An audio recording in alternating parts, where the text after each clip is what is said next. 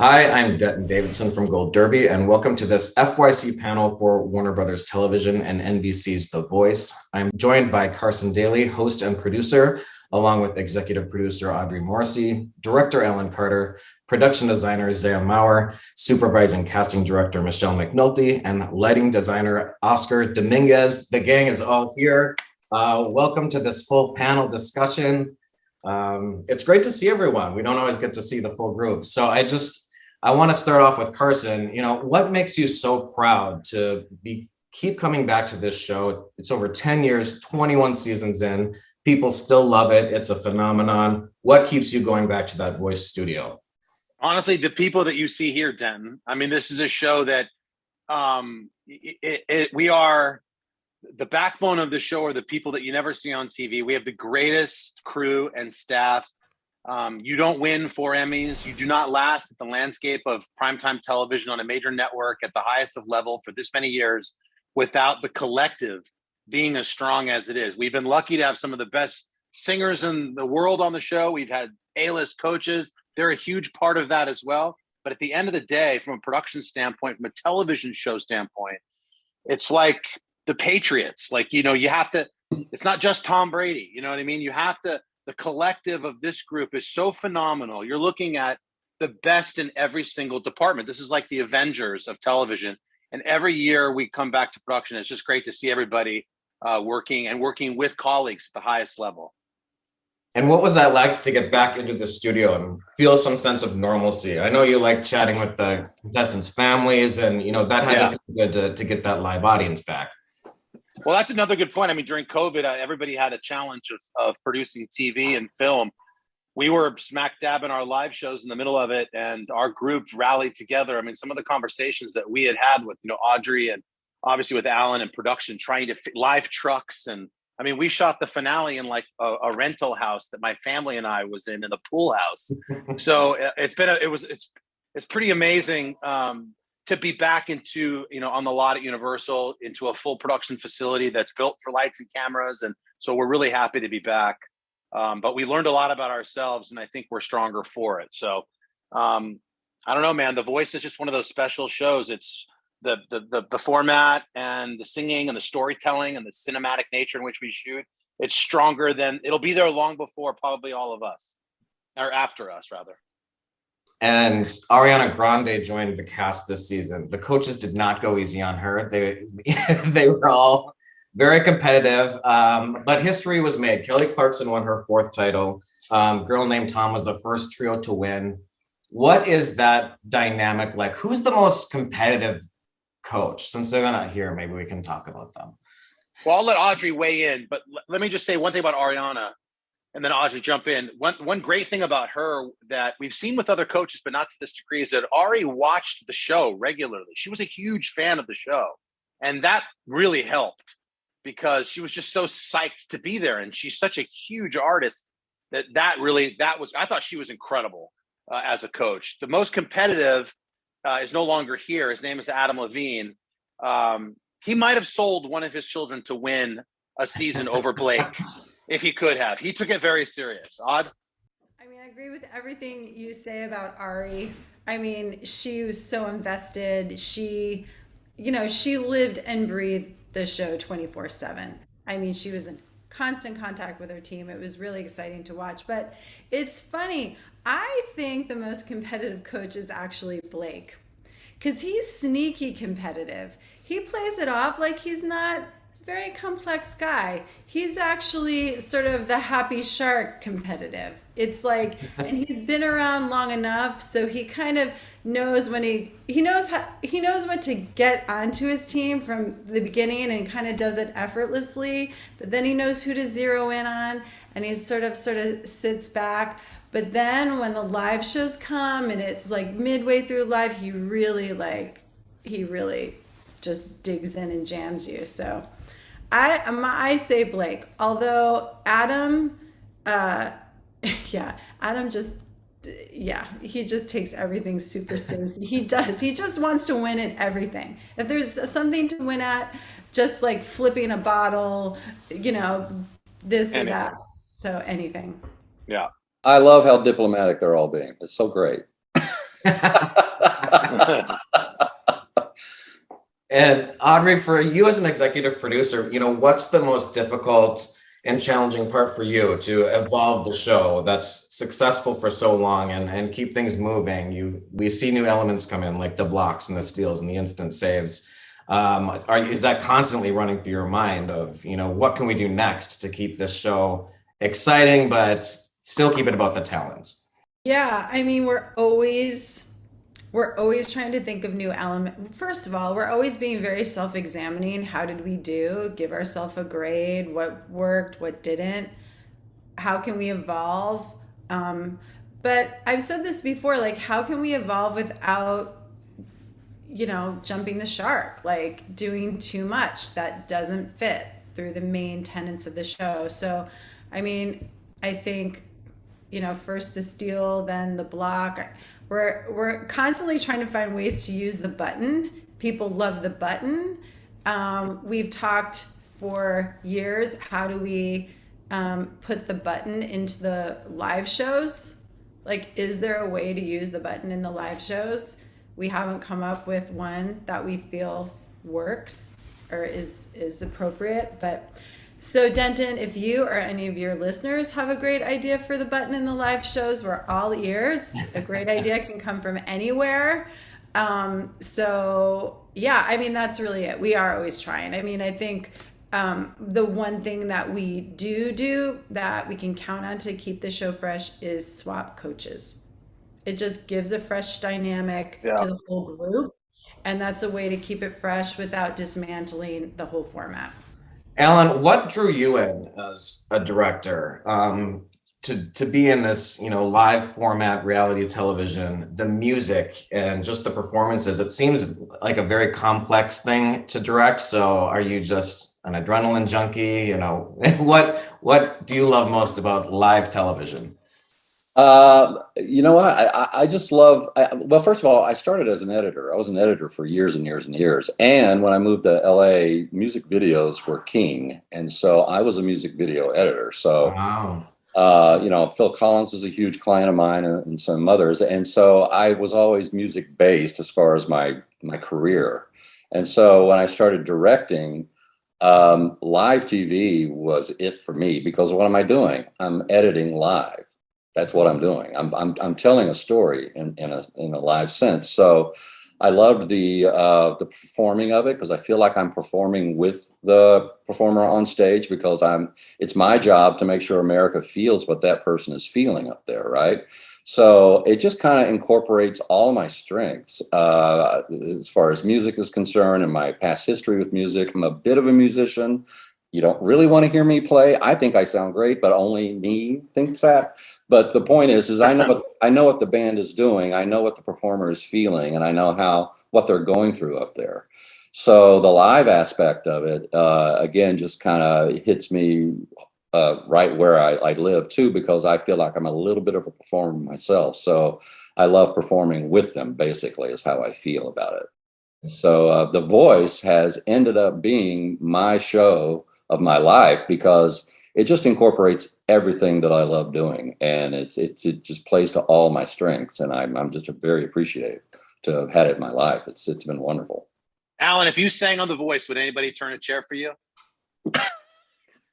No, they would throw things at me to get me off. You said you're a musician and you play. I can play a guitar, as long as I don't sing. Oh, you don't sing? Oh, okay. I think I'd be compelled to turn the lights off. Yeah. When you're doing something like those results shows, I always notice, I mean, you go like right up to the second, where the credits are rolling. We're waiting to see who's eliminated. And every time I'm like, they're going to get cut off. They're going to get cut off the air. Does that just give you joy? Are you trying to mess with Carson? Are you trying to mess with NBC? Or what's the purpose of that? I'm having a great time doing it. Audrey's behind me, not yelling, but she's just making sure I stay on track. And Carson is up there like, holy shit, is he going to, oh shit, sorry. Oh, is he going to tell me to say the word now or not? So it's a little bit of I don't know, Carson should chime in here in a second, but It's a bit of a rush, I will say, but it's kind of NBC kind of wants it that way, and I resisted it at first because I kind of liked basking in the winner or the loser or whatever happens afterwards. But turns out when you go home and watch it, it's really thrilling. so so I really love doing it now, and Audrey has become a master. She gets her pen and paper back there, and she kind of figures out this coach is going to talk that long, this coach is going to talk this long, Carson's going to talk this long, and generally everybody sticks to it, and everybody does a really good job at it because we've been doing it for so many years now that we've kind of perfected it. But I can't imagine what Carson's feeling up there waiting for me to say cue to say. Oh, it's the worst feeling in the world. It's ironic that I was diagnosed with generalized anxiety disorder and mild panic. Legitimately, my pulse is racing as we're talking about the Tuesday night live results getting off the air. I've been doing live, radio since 1997. All my MTV was live. The Today Show's live. Like I'm only like semi good at live. Like live's the only thing I know. And some of the stuff that we've done on Tuesday nights on The Voice live has been the most challenging things I've ever done in TV. Like the gymnastics of people being eliminated, the traffic on stage, the fluidity of the creative changing in show, in the ear, questions changing for timing, hitting commercial breaks, making sure people are lined up with their chyrons of their names. Like for a host who has some sense of production is trying to get this right for the collective, like being the ultimate traffic cop, it's really exhilarating. Don't get me wrong, but it's really challenging. I just do it with a smile, but inside I am dying 1,000 slow deaths, and my panic is through the roof. My left hand is in my pocket. I'm gripping my own skin. Like it's just so. And then when we get down to the end, I'm hoping the clock works, and I'm like, say the name, Alan. Say the name. Say the name. Say the name. Like a Destiny's Child song. Say my name. Say my name. And finally he does, and I'm like, you're the winner. Oh my God, see you tomorrow at 8/7 Central. Good night, everybody. And like production frame comes up, and then I just sit there for a second, and then Audrey's just like, we did it again. Great job, everybody. And I'm just like, what just happened? Yeah. I literally just gave birth.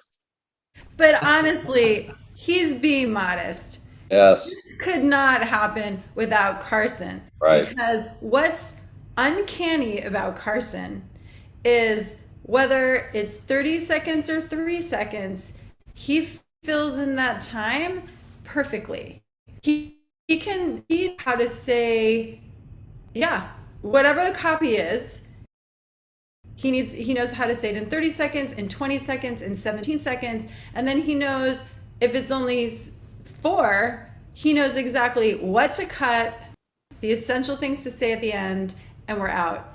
And he honestly makes us look like geniuses, but it's Carson. I'm old. Carson's That's all that means. I've been doing it a long time. No, I mean, we can sort of get us in the vicinity to land the plane. It's Carson that gets us off the air. It really is. That's nice of you to say. It's true. The confidence that we have going off the air, doing it this way, is all because of that man. Because we know he can get us off the air and he can land it. Yeah, it's true. Completely. It just means I'm a good bullshitter, Denton. Don't buy into this. This just means I have the gift of gab and can fill some space with air coming out of my mouth. But it is my sense of radio. Yeah, I mean, I have a sense of timing from just years in radio. Radio is such a great beginning thing for any host to be in, because you always have a sense of timing. I sort of know what 30 seconds feels like, and my time at MTV really, which was just sort of chaos, spring breaks and whatnot, where you just have to kind of fill time and really describe, what the script is. But it's live is a lot of fun, man. We're only live for a third of our format, but I wish the whole thing was live, because it is so exhilarating. So fun. It is. It's really, really fun. And by the way, to everybody on the screen, you have to remember, Denton, it's like when we're live, we're doing I'm not saying this flippantly, but we're doing a mini Grammys every single week. The productions that we do, sometimes 12 performances, sometimes we do 2 in a set. So it could be more than that, or 10 performances that are lavish. I mean, the lighting, the wardrobe, the set changes, our crew that changes everything out in a commercial break. To be at The Voice live for a live show, and I've had friends, we probably all have, who say like, oh my God, like I had no idea all this goes into it. And we do it week in and week out for years now and sort of make it look easy. And that's why I think the show has really just been so successful, because again, of the collective effort you're talking about. I mean, like Michelle's casting, like people say to me, like, where do you keep finding these singers? And I'm just like, we just have the best people in the world looking for them. And the way the show looks, any one of those things is a C+, the show just starts to wither away. And it just hasn't, because everybody's in there. We have the A team. Yeah. And that leads me into Michelle. I mean, when you're casting a show like this, you know, clearly talent matters. At the end of the day, it's a singing competition. What else do you look for when you're casting, and, you know, what makes that perfect contestants for you in your eyes? I think it's a variety of different things. I mean, you're always trying to top what you've had on the show in the past. You're looking for different vibes. You're looking for different voice styles, textures, tones. Are they charismatic? Can you see? I love, my personal favorites are to see the diamonds in the rough, and then how they just truly blossom on the show, from the coaching, and not even just the coaching from the coaches, but from the incredible house band to all of the producers, to so many different people that help to sort of just make them grow and blossom to these beautiful new artists. Those are my personal favorites. But I just have to say, like, my team is incredible at really spotting talent in all of those different, you know, styles and genres and vibes and essences of what we find every season. And how has that changed over the last 10 years in terms of casting? Because didn't you start out by sort of, you know, you would go to Chicago and watch people sing? What has changed in the process in terms of how you find the talent? Because you're so, I mean, everyone wants to be on the show now. It seems like the talent is just exploded. Yeah, there's really, honestly, even back then, there's no one way to find great talent. I mean, we used to go across the country and do these big giant open calls, and we've done a really great job of switching to that virtually. But then it's also my team reaching out to people. It can be all through social media. It can be recruiting. It can be from referrals. Like, there's no one way to find great talent. The most important thing is to stay open to all of the different ways in which you can find it. And I think the other thing too is that my team is really great in that they're so diverse in who they are as well. I have young people, I have older people, I have people who've been in the music business, I have people who've been in TV. So keeping that big diversity in my team is also really shines through with what you see on the screen as well, and in their styles that they listen to, all of it. I just need to jump in here and just say, like, Michelle is all, I need to toot her horn a bit, because everything she said is, but like, she'll let us know when we've gotten it wrong. When we're in the casting session and we're like, nah, I don't know. I don't think that person, like, we're going over here. And she's like, no, you're not. Like, I'm throwing down, we call it the McNulty. She like throws down her McNulty card. That person is going through, like, you know, it's like they're coming to LA. They are coming to get an audition. And if for some reason after they land in LA and they really can't hang, and it appears like they really can't do it, maybe then there'll be a difference. But pretty much she's always right. When Michelle says, Thank no, you. we got to take another look, we say, absolutely, Michelle, they're in. Well, and that's the beauty of the show is you know, in one hand you have like a Wendy Moten, who is as good of a singer as legends that exist. She just, you know, maybe had a rough go of it in the industry and didn't get everything she deserved. And then you have someone like Bryn Cartelli, who in the blind auditions goes kind of, like, she's fine. And then she just explodes throughout the season and wins. So it's a beautiful sort of dichotomy to watch all those things transpire on screen. So that's what makes it exciting for a viewer. Yeah. Well, sure. I will say, like, people often ask, I think, I'm sure all of us, do you know, like, can you tell from casting or when they come in the blind audition, do you guys kind of know who's going to win? And of course we don't. And like, the one consistent thing is you don't know, is the inconsistency. You think you might, but you never do. And there are always these dark horses, as we're saying, that are so fun to see how quickly they absorb everything they're receiving and thrive and just blossom and go to places. Like, that's fun for all of us, whether it's coaches or everybody on this Zoom, because that really like fuels us to dig in, like, look at this person, look what they're doing week after week. And I think that's the other thing, not to go back to a topic we were talking about earlier, but the thing that's extraordinary about this team, particularly in the live shows, is that they do it in 3 days. Like, the level that we're operating is week on week on week. It's just a clean slate, like putting together a show in a week. It's shocking. It's really extraordinary. Anyway, sorry, had to butt in, had to brag on Michelle. Thank you. So proud of you. Thank you. And, you know, real quick, who decides the order of these blind auditions? Because I'm always curious about that too. Is like, who's at the end when the talent is getting, you know, right towards the end? Chris Blue, I always remember, was last. So like, are you ever scared like you're gonna miss a winner if they don't make the cut in time? It's sort of a group decision, honestly. It's like everybody's got an opinion about it. I think the real thing is we shoot across 4 to 5 days. Obviously, you know, we don't necessarily want to have the winner on the last day. You don't want to miss your big singer. But at the same time, you have to have great singers throughout. You want strong teams, and you need to make, you can't stack your best singers on day one. You know, I mean, that's not what the show's about. So you sprinkle them throughout. And, you know, Chris was one of those that's like, oh my God, we almost did miss Chris Blue on that season, but it made for a great story. So that's why we tell everybody, don't be concerned on what day you're going. There are our best singers like every day. It's just, and we also just, you know, we acknowledge we know we don't know.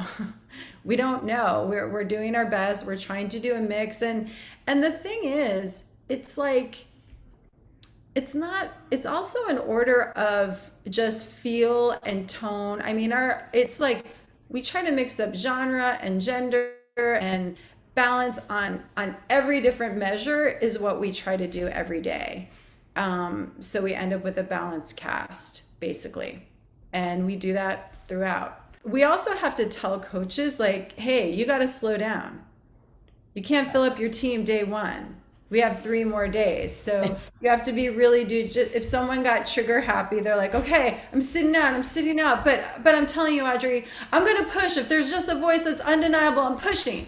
Don't be mad at me. It's like, great, please. We'd love a 4-chair turn. But yeah, anyway, there's an art to it for sure.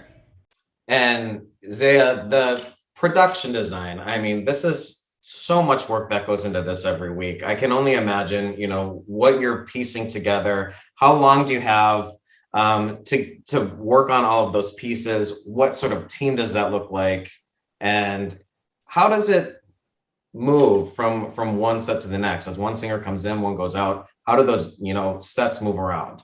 To answer that question, that's the amazing Joe Barry. He's a masterful in the art of, he's our staging supervisor, but he's just really runs the stage, and he just makes sure everything is in the right order, and all of my big dreams are possible, and he can figure out how to get it on and off in the amount of time we need. So he's an amazing asset to the show. He's been on it since the beginning, and really we couldn't do it without him. In terms of the live shows, we get, just like Audrey said, we have about 3 days. We sort of have the meeting in the middle of the week, and then we do take a day for trying to figure out some budget and some drawings. And by Friday, we're building everything for the Monday show. So it's a bit of a rush. But we've got a great team, and the collaboration between all the departments is really, really second to none. Everyone is able to work together and kind of make layers and sort of add to the set design and with lighting and make sure that Alan can shoot it and make sure that sort of all the performance producers' dreams are realized visually.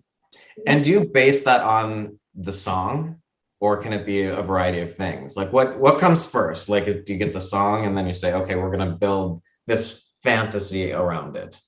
Some of it is from the performance producers. There's like a sort of a packet with direction based on sort of song interpretations that's pitched at the initial meetings. And then we kind of all talk about it and we talk about what we think would be a good sort of version of their creative. And then we kind of go from there. Like Oscar designs sort of his lighting based on it. And then I sort of design the set based on the song, the direction, the amount of people on stage, kind of try to make everything work as a beautiful union. I'd love to jump in here. The work ethic as far as this team goes is in this getting this done in a week is unbelievable.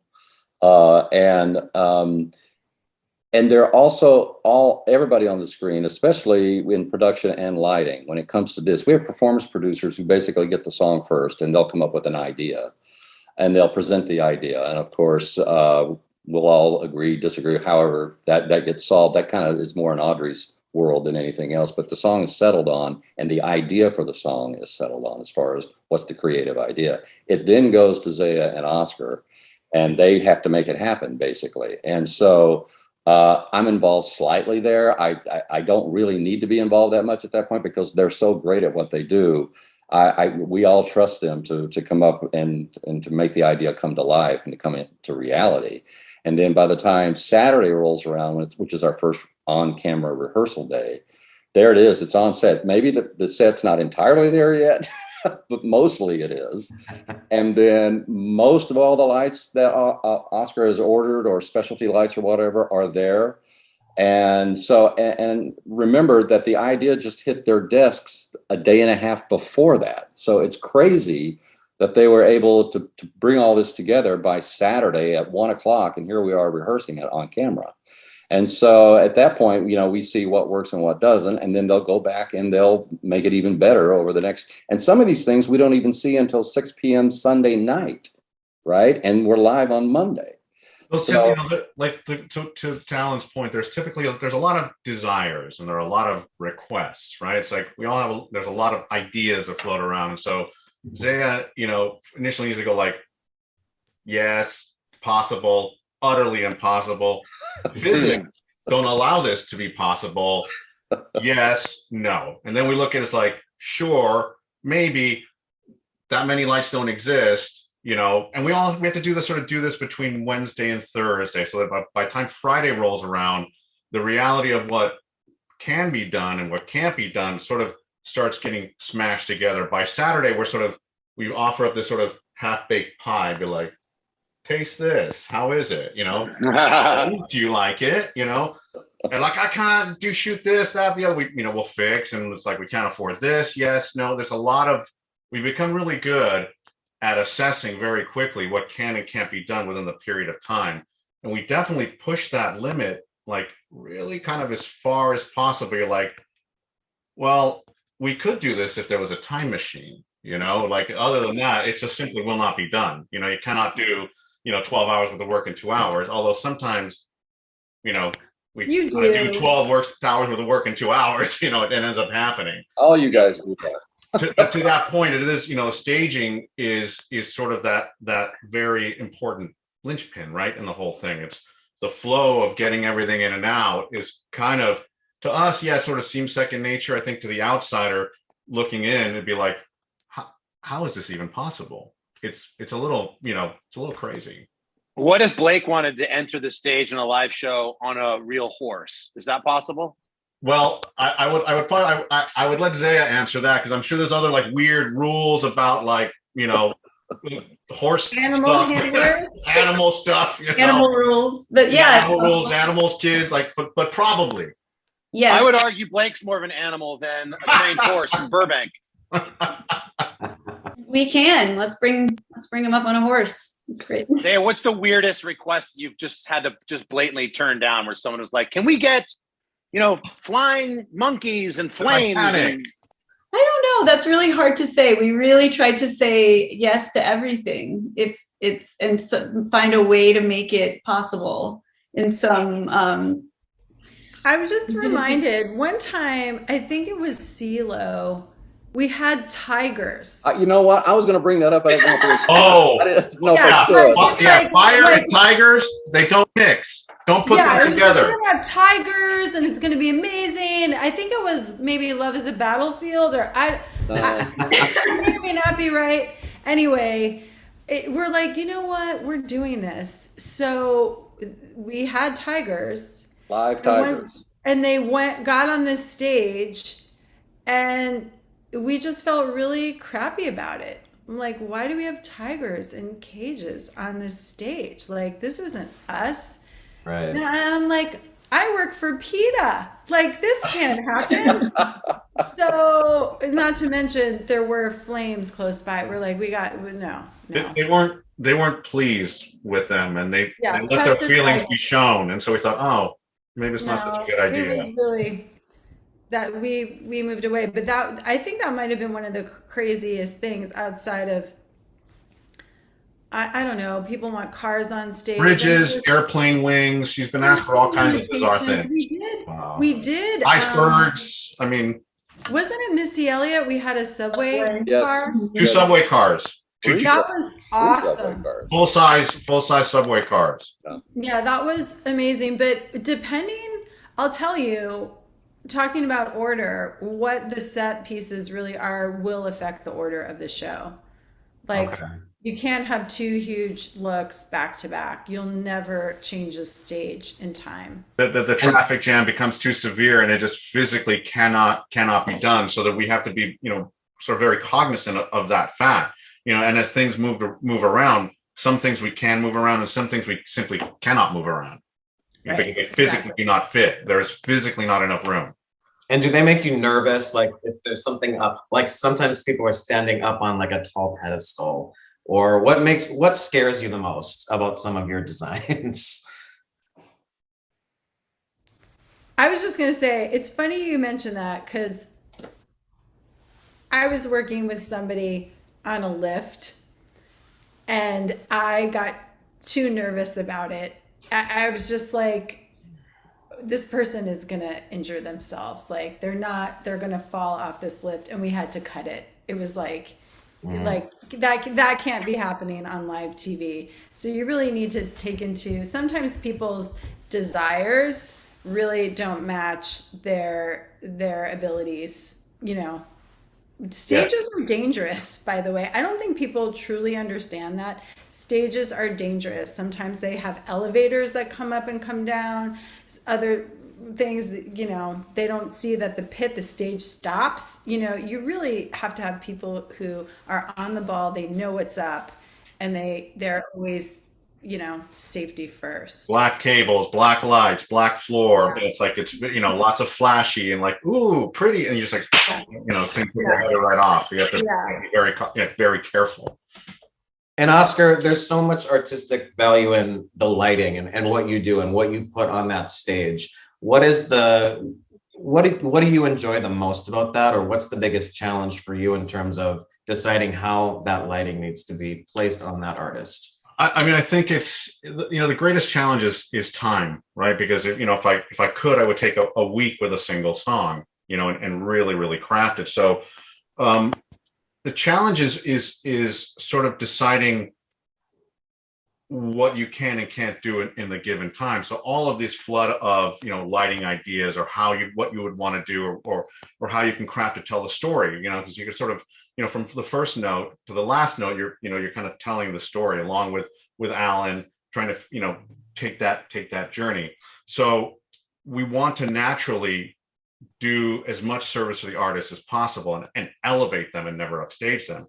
So you'll have all these crazy ideas. The biggest thing is sort of pulling back and knowing sometimes, especially in the early parts of it, that you can't overwhelm. This is not a professional on stage, so you have to be really sensitive to that fact, And after a while too, sort of study, how they move, what they do, color, wardrobe, everything. And then we complement lighting with that.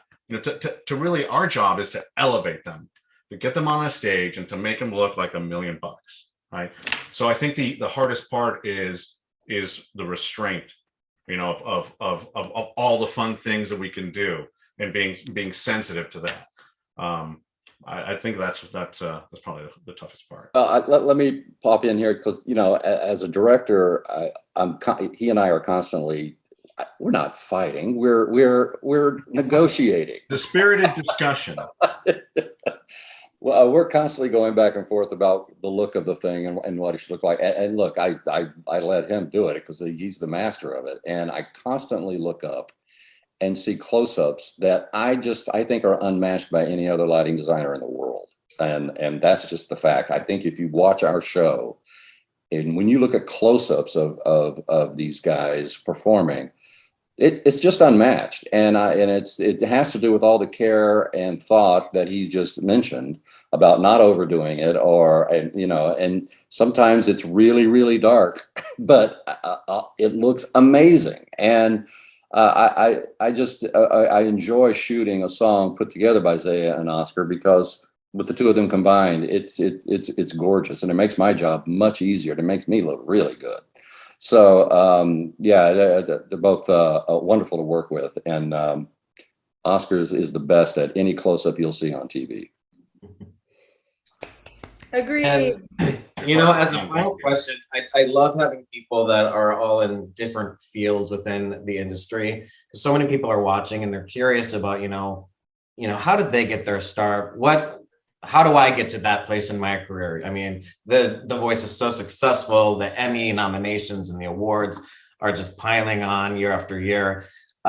So I'm curious if each of you could just, tell me, what age or what was it that made you first say, I want to be in show business in some way or another? And then maybe what was that first little break or accidental break? Maybe it just happened upon it. I dropped out of the 10th grade. And I had to get a gig. That's basically it, Okay. Yeah, that's the long and short of it. It's like I was sort of a bum at home, and my dad ran a little Mexican restaurant up the street from this little soundstage where they did America's Top 10 with Casey Kasem, right? And so one day these guys, as lighting people like to do, they were sort of cocktailing at this place, and they said, my dad's like, "Oh, my son's a bum, and he really needs a job." They're like, "Oh, tell him to come by, maybe he'll like it." And so I turned up, and they're like, "Here's a wrench, go up and hang this light." And that was it. And Emmy-winning lighting designer, that's the pathway. Yes, that's the path. Drop out of school, right? And then have your dad get you a gig, and you're good to go. I'd love to tell a quick little story about Michelle and I. And Paul Merkovich and me. This is not a discovery thing. This is just how our lives are intertwined throughout our entire careers in this town. Michelle and I worked together on Star Search a long time ago, where you found the dance groups, right? You casted the dance. Yeah, it was the redo of with Arsenio Hall. Yeah, and I found all the dancers and models for the show, but dancers mostly. So when The Voice pops up and I hear Michelle is cast, I'm like, wait, that Michelle? My Michelle? The Michelle? So and then Merkovich and I, probably in 93 or 94, I go out to Griffith Park. I'm editing music videos, and so I'm editing this band Nelson, right, which was Ricky Nelson's kids with the long hair and everything. And I'm editing the song. So I go out to the shoot, which is out at Griffith Park, and this long-haired dude is playing keyboards for Nelson. And I just kind of met everybody in the band. That was that.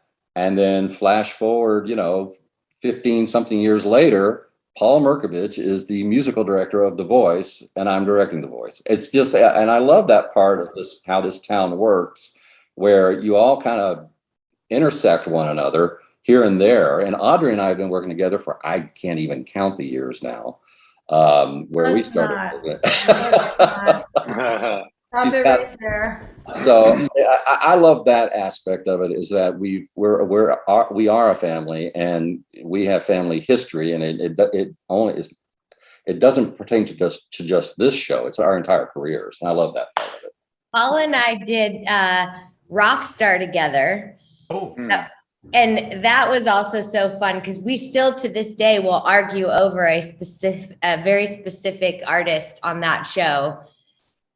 I won't go into it, but he was like, she was terrible. And I was like, are you kidding me? She was incredible. Like, still to this day, we'll have that conversation. And Michelle, how did you get into it? So I was a professional dancer my whole life. That's how I grew up doing that. And then I happened to do one specific job, and the producers were like, hey, if you ever need a job, let us know. And I was sort of in this age where it was like, okay, what are you going to do with your dance career? Are you going to be a choreographer and a creative director, or like what's happening? So in between auditions, I needed a job. I went and said, hey, can you hire me for a day? And I was a runner for 3 days. And then the next thing, they asked if I would work in their casting department on a show. And it just kind of snowballed from there. And then I found myself not going to as many dance auditions and just continuing to work. And that's how it all started. But a lot of dance and talent and music shows, just because that's where so much of my background is from. Never thought it would be like this. Never thought it would be like this in a million years. It's amazing, and I'm incredibly grateful always. I'm interested to know, Carson, did you just start in radio? Is that where you started? Well, I dropped out of college. So it all goes back to dropping out. I dropped out too, so we're all in. Me too. I'm getting it. There you go. Look That is at the There's your story. rules. I graduated. Okay. I graduated. Well, that's why you're the boss. Degrees, they're not bad. The executive producer graduated. Yeah. I dropped out of college and then moved to Palm Springs in 1992 to try to become a professional golfer. And quickly that was becoming a non-starter. And so I interned for a radio station, a local radio station, and the morning show disc jockey was a guy named Chris Kimmel, otherwise known as Jimmy Kimmel, who would go on to host The Man Show and his own late night show. And ironically, we had met previously on a family trip in Maui. It's a long, crazy story, but we rekindled our friendship. He took me under his wing, and then I ended up getting involved in radio. And then I lived in 6 cities in California in 6 years, and you know, the rest is history, MTV and then NBC. But Wow. When people ask me, like, you know, how'd you get involved? I think like it's so different now with social media. Like the thing that I always tell people is I love music so much, probably like, you know, you did dancing, Michelle, like it was my passion, and I was willing to be broke. You know, I don't come from like, you know, family money or anything. Like I took basically a willing oath of poverty just to be around music. You know, I was a radio DJ in San Francisco, slept on my sister's couch. I made $30,000 a year when I was like 26 years old, before I got my big break, like when I went to K-Rock in LA and then ultimately MTV. So as long as you're happy, if you wake up and you're happy with what you're doing, you're really close to what you're passionate about, and you're willing to just live that life, everything else that might happen beyond that is just gravy. And that's how it's felt for me. Dan, Audrey, last two. I don't know. I was a musical kid too, but I think for getting into TV, I went on a school field trip when I was young. I might have been in like, I don't know, like 5th grade, 4th grade. I don't even know how old I was. But I lived outside New York. We went into New York. We like went to this children's program or something. Maybe I was even younger. Anyway, I was like, this is amazing. Like, I love this. Like, whatever this is, these people have jobs. Seems like a fun thing to do. And that was that. You know, I always had that in the back of my mind. I then thought either TV or music. Again, I was musical. I was a music minor in college, played a lot of instruments. And anyway, I was like pitch perfect. I sang in an a cappella group in my college. Like I literally was the assistant leader of the a cappella group. It's Oh so my crazy. God, how did I not know I that? did not know that. I don't really mention that often, but the point, like Alan was saying, other people are saying, like if you have a sense for music and you kind of understand it, it really helps in this kind of job. You have a sense of things. And but yeah, I graduated from college and I was trying to get a job at a label and I could not get a job at a label. And I was just holding out. I'm like, I want to be in TV or music. And finally, I got a job at MTV, like through a friend of a friend, somebody I went to college with, and just the entry level. And that was it. And what a great place to start. Met Carson there. Just MTV was such a wonderful place in the 90s, the early 2000s. It was just a lot of young people with huge responsibilities, way beyond what they should have and way beyond what they would ever get anywhere else. And that was great. I mean, amazing. So, and a lot of people that still met there still work together. There's kind of this little club, really. So it's good. And that was it. And weirdly, kind of like Alan and many of these people on this call, if someone had told me I would could have a career in music and television, the two things I really wanted to be involved in, I would have not believed it. But it's really been, and I've pretty much only been involved in music-oriented programming. One other thing, and I would never come on and bash any other show, but I think one of the secret sauce to The Voice is exactly kind of what you're hearing about how everyone has a background in performing or music. If you go to Oscar's house, he has spent ridiculous amounts of money on audio equipment. He's an audiophile deluxe. And so his appreciation of music is so, and I think the appreciation of that art and the art of singing and vocalizing and performing shows up in the care that we take behind the scenes to make it a great music television show. So I think that's a big part of our secret. Zeya, bring us home with your story. Oh, okay. I think my story is pretty similar to others. I grew up in a bohemian sort of household. My parents met in Europe, in Spain. And I think I thought that I was maybe going to do architecture for a while. And I was kind of doing nothing and surfing in San Diego. And I just got it in my brain to come here and start an internship with someone. And I got control of the supply closet, and I felt like I really gained control of the office. Like I was able to dole out the pens and the X-Acto knives, like as I saw fit. And that was it for me. I was like, what's next? Well, so, yeah, it was an unexpected. I didn't realize this was even a career. But I think that I was always sort of it's definitely in my blood, but it was like a happy accident that I kind of fell into it. Well, it's such a pleasure to speak with all of you, get to know all these people from all these different functions within the Voice family. Congratulations on over 10 years, 21 seasons and counting. Best of luck this upcoming TV awards season, and we look forward to what's next. Thank you. Thank you, Ben. Thank you. Thank you.